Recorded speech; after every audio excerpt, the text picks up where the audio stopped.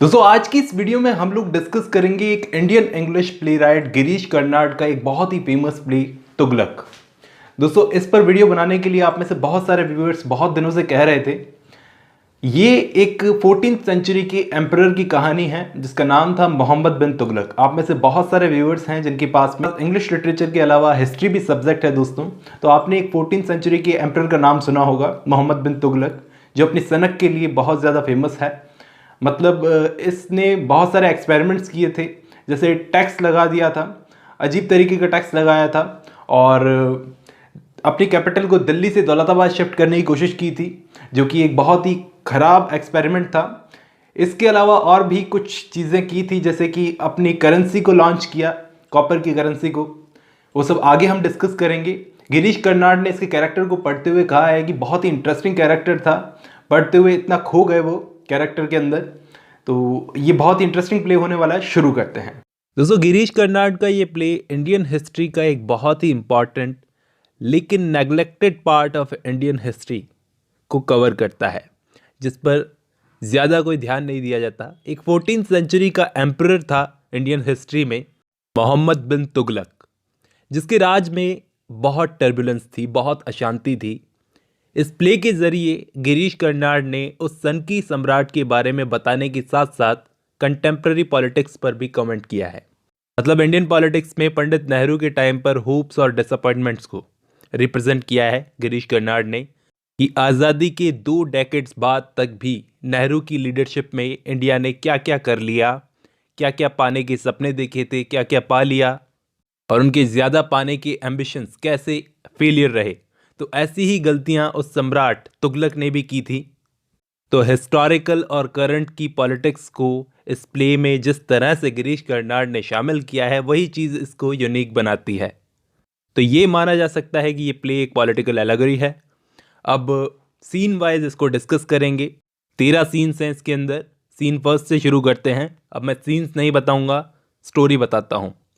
तो पहला सीन शुरू होता है दिल्ली की चीफ कोर्ट ऑफ जस्टिस से, जहाँ पर कुछ मुस्लिम लोग पॉलिटिक्स पर बातें कर रहे हैं, कुछ हिंदू लोग भी शामिल हैं उसमें, सुल्तान के बारे में बात कर रहे हैं। तुगलक हिंदुओं के बारे में जो इतना सोचता है, उसको इस मामले में क्रिटिसाइज़ किया जाता है, क्योंकि सुल्तान सेक्युलर आदमी है, वो हिंदू धर्म को भी उतनी ही रेस्पेक्ट देता है जितनी अपने धर्म को। सुल्तान तुगलक ने यहाँ पर एक बहुत ही अजीब सा डिसीजन लिया है कि वो इस देश की कैपिटल, जो उस वक्त दिल्ली में थी, उसको शिफ्ट करेगा साउथ में, दौलताबाद में, क्योंकि मंगोलों का भी अटैक हो रहा है। और साउथ में वो सोचता है कि साउथ में कैपिटल को शिफ्ट करने से फ़ायदा ये होगा कि वो साउथ पर भी कंट्रोल रख सकेगा। अब दोस्तों ये कैसा फैसला है कि साउथ में अपनी कैपिटल को शिफ्ट करना, क्योंकि अब तक जितने भी सम्राट आए हैं किसी ने भी ऐसा नहीं किया, ऐसा करने की कोशिश नहीं की जो तुगलक करने की कोशिश कर रहा था। एक और रीज़न था दौलताबाद में जाने का, कि दौलताबाद में हिंदू पॉपुलेशन की मेजॉरिटी थी। अब उसकी पॉलिटिकल स्ट्रेटजी भी थी ये कि हिंदुओं के लिए ज़्यादा प्यार दिखाता था। तो मुस्लिम लोगों ने बोला ये डिसीजन सही नहीं है। उस वक्त ओपनली तुगलक के सन की बने की खूब बुराई हुई। अब इस कहानी में एक अजीज़ नाम का बंदा है, ये मुस्लिम है लेकिन एक ब्राह्मण का भेष बदलकर एक केस लड़ने आया है। खुद सुल्तान के खिलाफ ये केस लड़ने आया है, और ये अपना केस जीत भी जाता है, क्योंकि ये एक हिंदू ब्राह्मण बन के आया है, और सुल्तान का प्यार हम हिंदुओं के लिए जानते ही हैं। ये अजीज़ एक प्लान और बना रहा है। जब लोग कैपिटल बदलेंगे, दिल्ली से दौलताबाद जाएंगे, तो रास्ते में ये अजीज़ सबको लूटेगा, मतलब कि धोखा देगा, ये ठगेगा लोगों को, ये और इसका दोस्त आज़म मिलकर। इनकी बात बाद में करेंगे। अब सीन है दोस्तों, तुगलक अपने कमरे में प्राइवेट में चेस खेल रहा था। तो इसकी एक सौतेली माँ है, स्टेप मदर, वो इसको डांटती है कि तुम ऐन उल मुल्क, जो हम पर अटैक करने वाला है हमारे किंगडम पर, तुम उसको फेस नहीं कर रहे। इस तुगलक ने अपने ही फादर, अपने भाई का मर्डर कर दिया था, और इसकी स्टेप मदर इसके सन की पने से परेशान है। तो तुगलक की स्टेप मदर ज़ियाउद्दीन बर्नी, ये उस टाइम के हिस्टोरियन हैं। इनके ही लिखे हुए वर्क से हमें तुगलक के बारे में पता चलता है।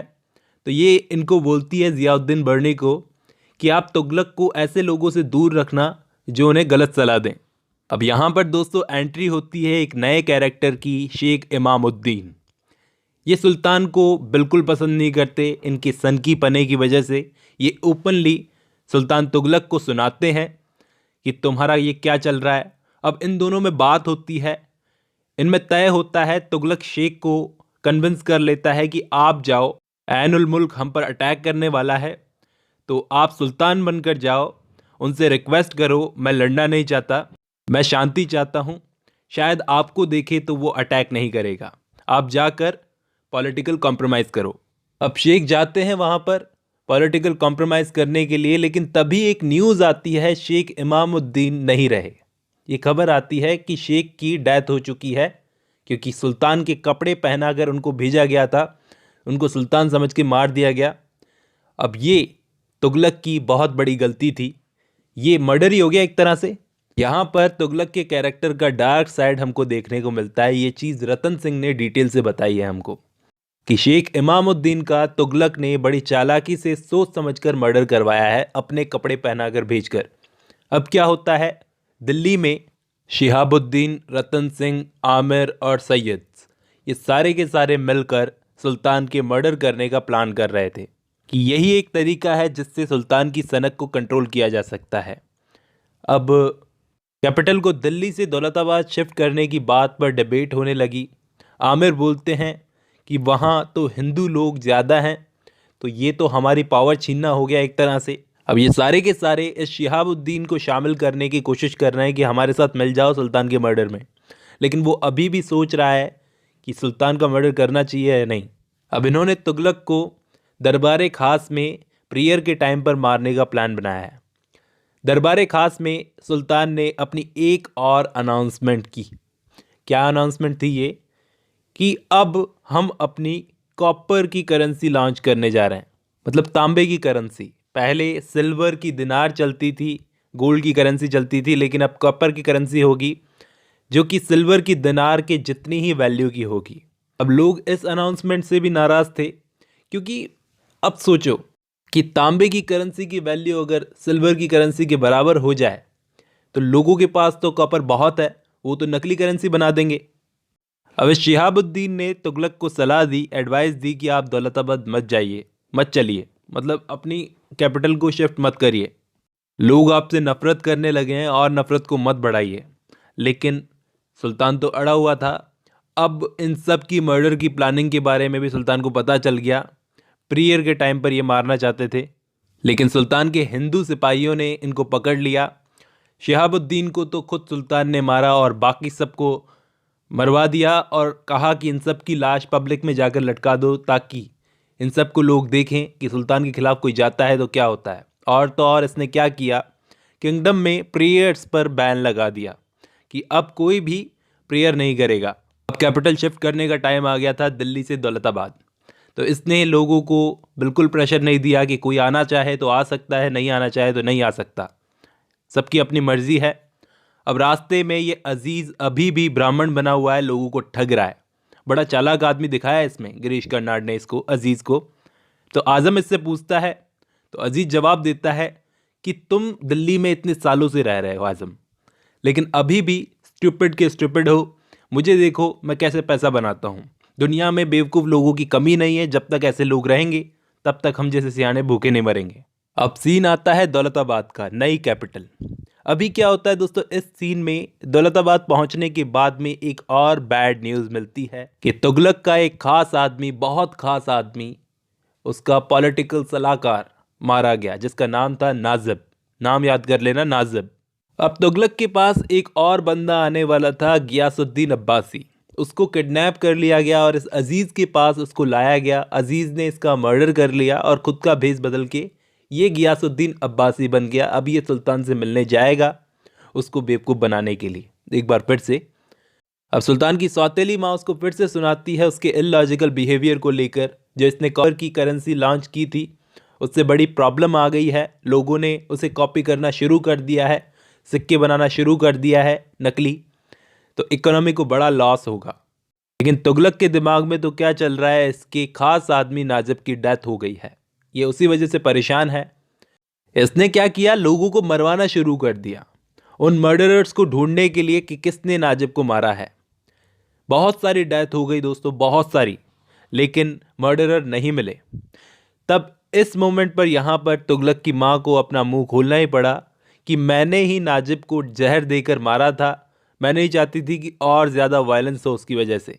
ये बात सुनकर तुगलक मेंटली अनस्टेबल हो गया। उसने ऑर्डर दिया कि इसको, अपनी स्टेप मदर को, मरने तक पत्थर से मारा जाए। और इसके बाद तुगलक बिल्कुल अकेला हो जाता है, एकदम अकेला हो जाता है। अब अजीज़ बनकर आता है अब्बासी।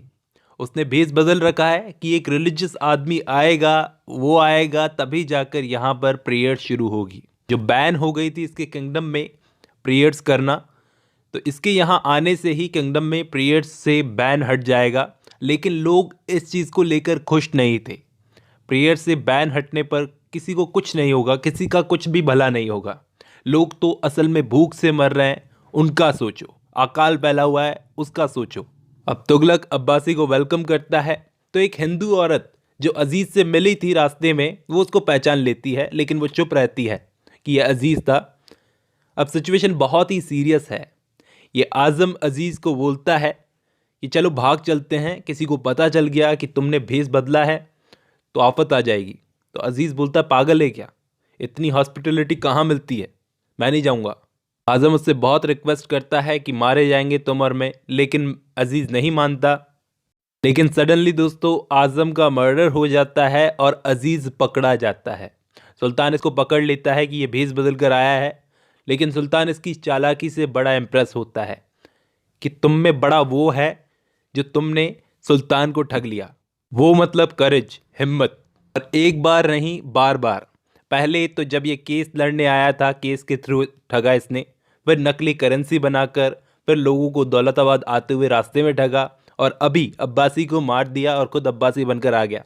तो सुल्तान ने इसको सज़ा देने की बजाय इसको अपना एक ऑफिसर बना लिया दक्कन का। और इसके बाद हिस्टोरियंस बताते हैं कि तुगलक, इसके बाद में तुगलक का क्या हाल हुआ, वो अकेला पड़ गया, बड़ा कंफ्यूज सा रहने लगा। और दोस्तों इसी के साथ ये प्ले ख़त्म होता है। आई होप आपको समझ में आया होगा। आज की वीडियो में बस इतना ही।